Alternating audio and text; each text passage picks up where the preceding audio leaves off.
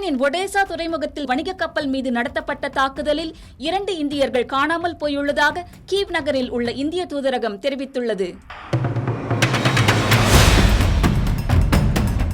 MGAGN ராக்னர் என்ற அந்த கப்பலில் மொத்தம் 4 இந்தியர்கள் இருந்துள்ளனர். அவர்களில் 2 பாதுகாப்பாக இருப்பது உறுதி செய்யப்பட்டுள்ளதாகவும் மற்ற 2 நிலை குறித்த தகவல் கிடைக்கவில்லை என்றும் இந்திய தூதரகம் தெரிவித்துள்ளது. காணாமல் போன இந்தியர்களை தேடும் மற்றும் மீட்கும் பணிகள் நடைபெற்று வருவதாகவும் இது தொடர்பாக சம்பந்தப்பட்ட அதிகாரிகளுடன் தொடர்ந்து தொடர்பில் இருப்பதாகவும் இந்திய தூதரகம் கூறியுள்ளது.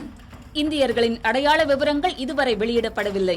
அவசர உதவி தேவைப்படுவோருக்காக இந்திய தூதரகம் உதவி எண்களையும் வெளியிட்டுள்ளது. ரஷ்யா உக்ரைன் போர் தொடங்கிய 2022 பிப்ரவரி முதல் கருங்கடல் பகுதியில் அமைந்துள்ள ஒடேசா துறைமுகம் அடிக்கடி ட்ரோன் தாக்குதலுக்கு உள்ளாகி வருகிறது.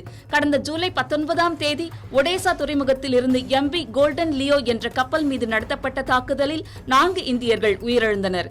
மேலும் ஒருவர் கவலைக்கிடமான நிலையில் இருந்தார்.